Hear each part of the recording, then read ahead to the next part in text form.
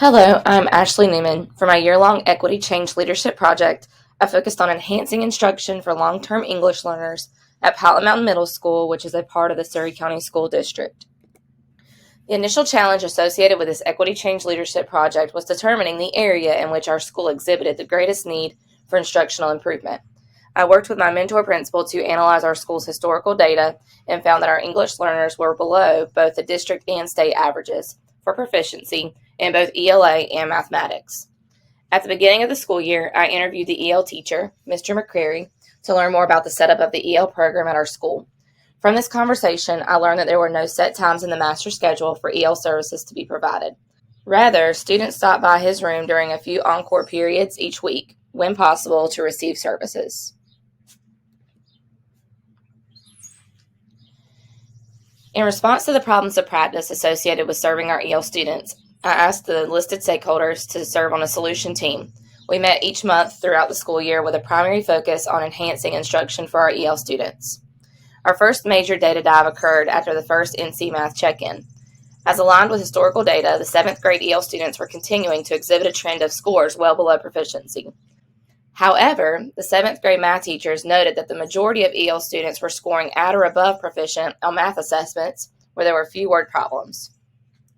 Thus, the team concluded that the issue was likely due to language barriers that the EL students face.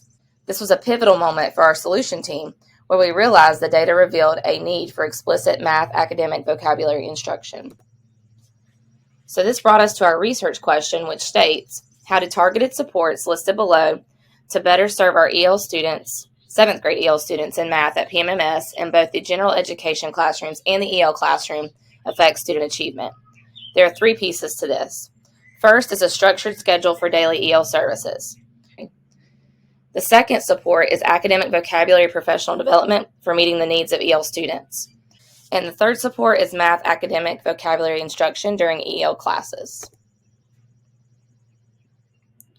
So to talk more about the academic vocabulary instruction in EL classes, we developed as a solution team a list of 86 vocabulary terms, definitions, and images. I created a hard copy of this resource to be used as index cards for collaborative matching activities and provided those to the math teachers as well as the EL teacher. Students had access to the terms and individualized practice opportunities through Quizlet. Students spent 7 weeks learning these 86 terms, and each student created a personal dictionary that ended up containing all of the vocabulary by the end of the implementation period.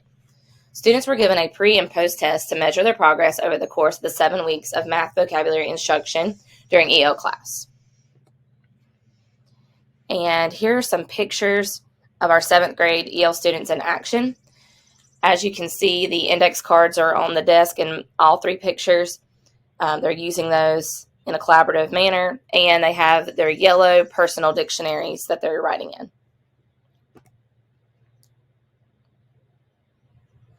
Overall, some findings from this research are as follows. On average, the 7th grade EL students agreed with the statement, "I feel that I am learning important information in my afternoon encore with Mr. McCreary."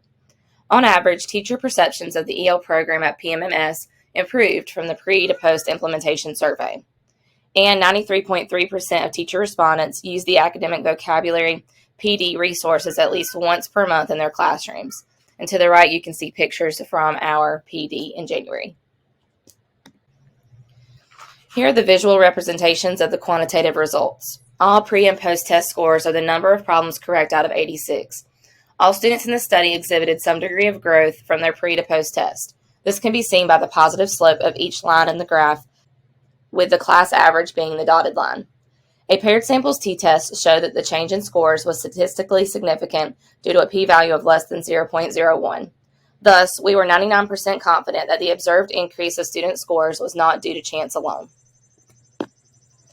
Finally, our next steps at PMMS as a result of this research include expanding academic vocabulary instruction to include other content-specific areas throughout the year, increasing communication between the EL teacher and all other teachers in the building, continuing focus on integrating the academic vocabulary instruction in all classes, and high priority on including culturally responsive instruction, which is in response to some data that we received on student perception surveys.